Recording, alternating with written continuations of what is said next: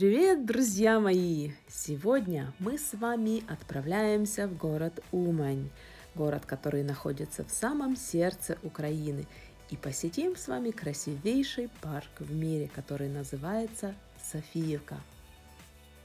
Для начала давайте мы с вами зарядимся кофе в одной из моих любимых кафешечек на автовокзале и приготовимся к приключениям.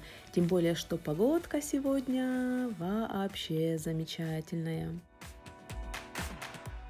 А здесь вот посмотрите, карта Украины для тех, кто может сбиться с пути. Все-таки мы на автовокзале, друзья. Вы знаете, парк от автовокзала буквально минуточка. И посмотрите, какая здесь зелень обалденная. А здесь у нас акванарий и выставка-продажа. А вот и вход в парк. Флора Софийки у нас здесь. Вообще, вы знаете, сезон экскурсий и, соответственно, платный вход в Софиевку с 1 апреля по 1 ноября. А стоимость входа для туристов около $3, если перевести с гривен. И еще, если вы резидент города, то в 2 раза дешевле, а то и бесплатно. И сходу с улицы Киевской нас встречает фонтан, уснувший на зиму, и отель Софиевский. 3 звезды. Пам-парам. Идем с вами поближе к указателю. И что у нас здесь? Да, розарий. В этом парке, чтобы вы понимали, только роз 320 сортов. Отель у нас, административный корпус, туалет и экскурсионный маршрут. Номера здесь стоимостью от 8 до $20 за ночь в сезон. А отзывы в интернете насчет отеля, то я вам честно скажу, разные. Кому-то нравится, кому-то не очень. Это наша карта парка. А мы с вами где-то там внизу слева. Вот оттуда будем идти и смотреть на все самое интересное. Кстати, в Софиевском парке на минуточку около 100 видов только цветковых растений. Ну а множество из них совершенно редкостных, что вот смотришь и думаешь, что это, как оно называется, откуда это растение. Слышите, вот как птички поют. Парк всегда живой, даже зимой.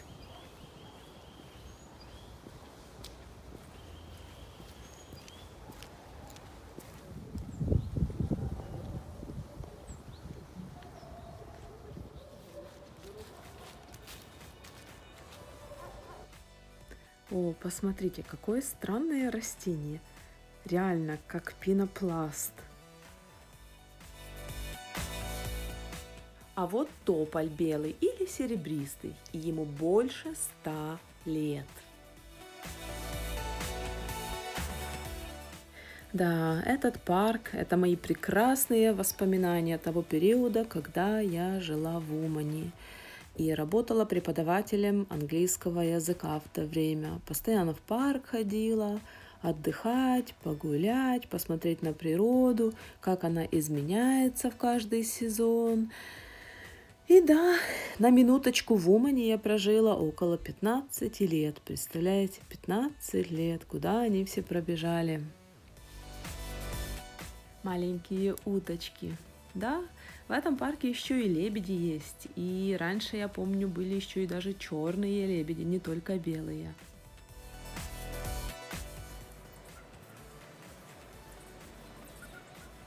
Давайте вот сейчас перейдем с вами этот мостик и еще там погуляем. Я помню, один экскурсовод мне как-то говорил, что рыбу в этом парке ловить можно, но только глазами, ребята. А это, угадайте, какое растение? Ну, это я знаю растение, это розовая магнолия. И вот так она цветет весной.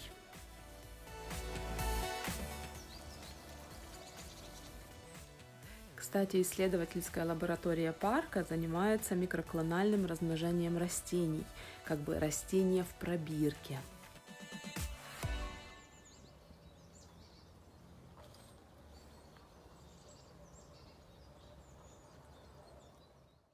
А там, вон вдалеке, смотрите, за деревьями, то жилые дома. Практически в самом парке живут люди.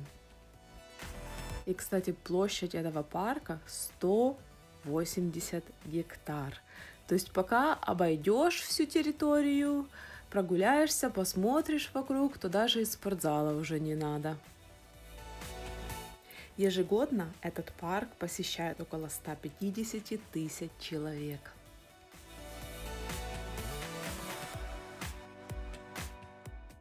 Открою вам маленький секретик, что когда-то я работала немножко экскурсоводом в этом парке, поэтому он мне практически как родной.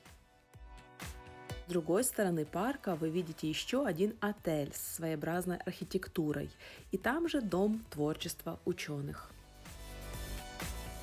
А это главный вход в историческую часть парка.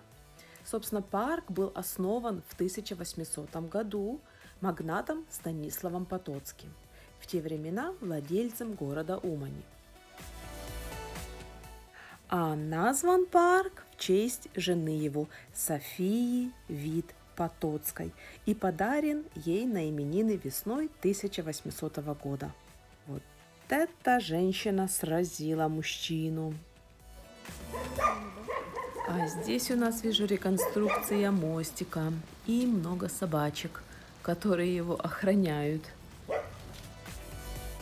И что у нас дальше, ребята? Отель, ресторан мы видели, в туалет нам пока не надо. И идем мы с вами по главной аллее парка. Посмотрите, какие большие, какие старые деревья здесь. Очень красиво.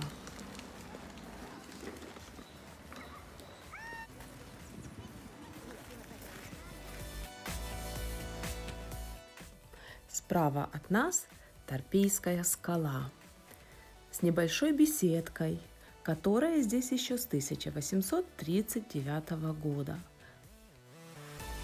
И вот главная аллея ведет нас к павильону флоры.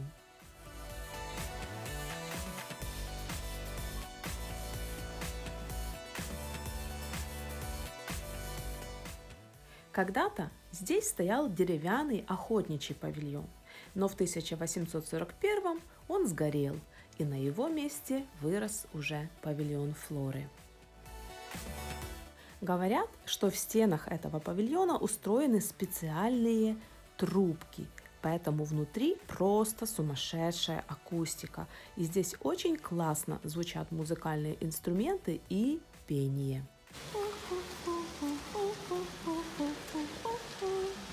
А впереди нас бронзовый фонтан «Змея», визитная карточка парка. Его же здесь называют памятником тещи.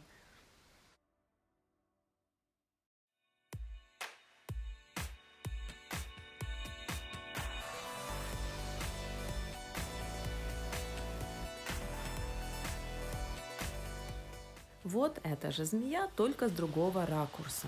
Ее длина около 11 метров.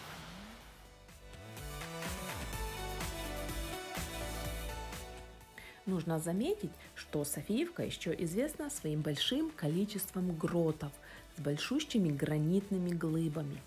Один из камней, представьте себе, 300 тонн и держится только на 3 точках. Этот камень большущий выдержал 3 землетрясения и ни капли не сдвинулся с места.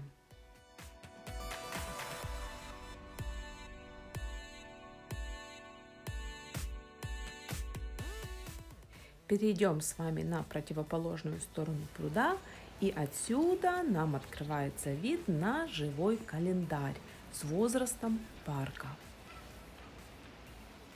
В Софиевке много статуй древнегреческих богов, но на зиму они под ящичками, поэтому мы увидеть их не можем.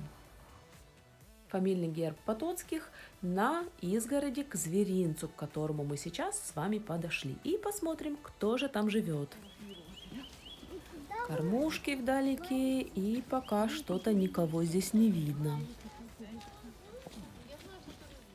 Опа, а кто это у нас такой? Как вы думаете, кто это? Это, ребята, китайский карликовый олень. А название ему мунджак. Да, вот такое вот название мунджак. На вид он размером с собаку, и вес где-то может быть в природе от 12 до 33 килограмм. Ну, максимум под 50 они вырастают. Мунджаки обитают в Южной и Юго-Восточной Азии. У них есть маленькие рожки на голове.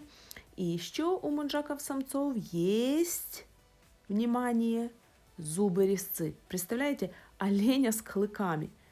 Оказывается, мунджаки помимо травы, ягод, орехов еще любят мясо и яйца. Вот такие вот интересные олени живут в Софиївці.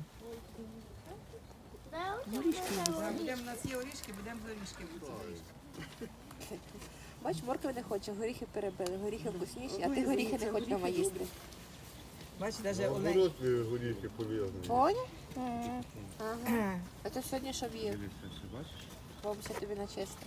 Або мама. Бачиш, навіть олені горіхи їдять, а ти не хочеш. Пошли дальше. Пошли, він вже не хоче моркви. Мы тоже с вами идем дальше, и уже аж тонус в ногах чувствуется. И дошли мы до главной первой резиденции Потоцких. Раньше здесь было 2 этажа, ну а потом был достроен 3-й, и сейчас это часть университета садоводства.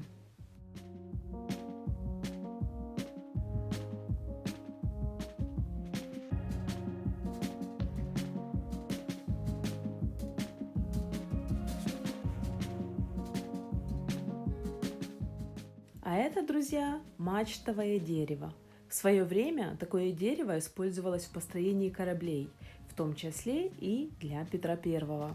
Однажды в это дерево попала молния, и вы вот видите вверх такую вот вертикаль и отсутствие коры, но дерево все равно выжило. А сейчас мы подходим с вами к Критскому лабиринту.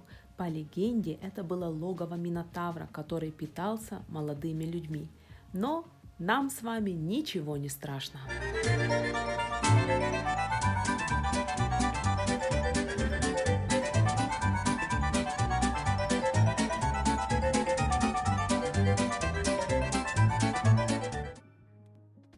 Очередное мистическое место парка – грот Калипсо.